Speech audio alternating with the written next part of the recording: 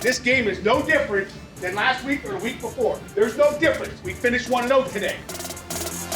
Hello and welcome to another edition of Pitt Beyond the Script alongside head coach Pat Narduzzi. I'm Casey Garrow of Pitt Studios. Coach, you did 7 straight games for you and your team, got a bye week finally, rest up.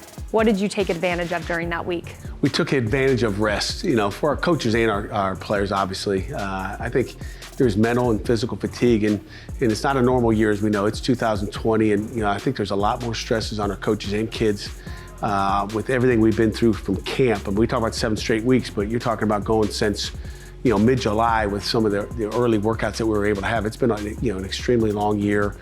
Usually we start the first week of August, but it's mid-July that we started, really having some type of organized workouts with our players and football work.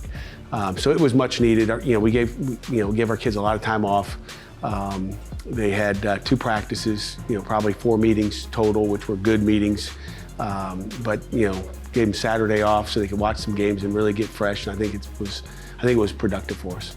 Harping on the benefits of a bye week, what does that do for your players that are injured and also the younger players like a Joey Yellen to really study the next opponent in Florida State? Yeah, it gives you a couple of extra weeks. I guess an extra week to really figure out what your next opponent is. Studying the videotape, it gives your bodies a chance to recover. Anybody that was banged up a little bit, hopefully. We didn't go in full pads last week in practice, so hopefully they've recovered a little bit and have a little bit more juice ready for the last 4 games.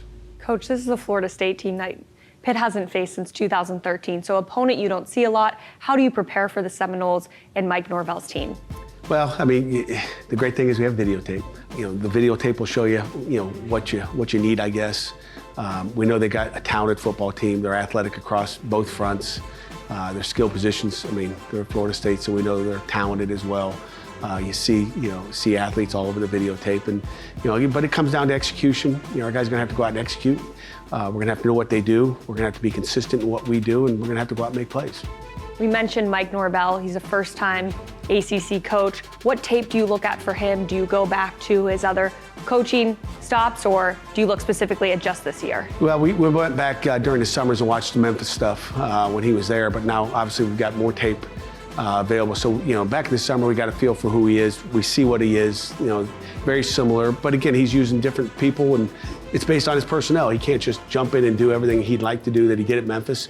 They run a lot of different personnel groupings. They're going to be in 11 personnel. They're going to be in some what we call pony personnel, where they'll put 2 tailbacks in the game at the same time, sometimes the receiver, and then they'll get into their 2 tight end sets, which they've liked. They've liked it a little bit more versus 3 down, but you have to practice it. You look at their quarterback, he's a dual threat quarterback, Jordan Travis.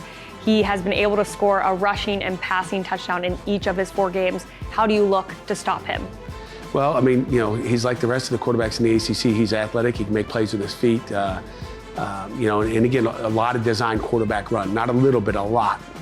Maybe more than we've seen this year, and we're going to see a lot of it against Virginia Tech in the coming weeks. So, it'll be a great test for us to stop him in the run game. A lot of counter, a lot of outside zone, a lot of quarterback zone. So, and I'm sure we'll see a lot of trick plays with him. We mentioned Jordan Travis can run, but they also have a 3-man rotation at running back. How do you prepare for that on offense as well? Well, the good thing is they're only going to play probably 1 at a time, so we'll just take them 1 at a time when they come in here. Our defense has been pretty good at stopping the run, but again, it's a quarterback run where they got an extra blocker. Now the tailback's a blocker and they're running the football. That's where we need to make sure we're really sound in what we do. You mentioned in your presser, this is a defensive line type of ACC. Before, when you came in, you looked at the quarterback situation, but that front 7 can really get to you. Talk about the defense at Florida State, and we talked about Marvin Wilson. Yeah, Marvin's a great player inside. Their 2 defensive ends will create havoc as well. So they're all scary guys that we're going to have to block on Saturday, and they've got talent all over the field. Their secondary is athletic, and again, they're still trying to figure out what they're doing on defense as well as offense. So I think every week you start to see them really going in the right direction. Coach, we've talked about the bye week a little too much probably, but just how did the offense, how were they able to get back on track during that week?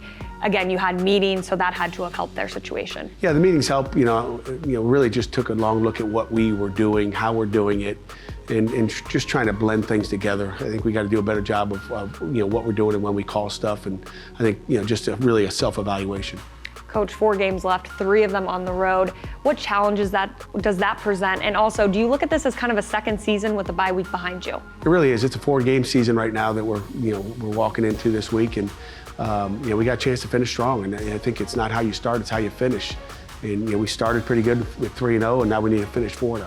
Coach, best of luck at Florida State. We look forward to you guys being back in action. Thanks, Casey. Appreciate it. Thank you, Coach. And more to come on Pitt Beyond the Script.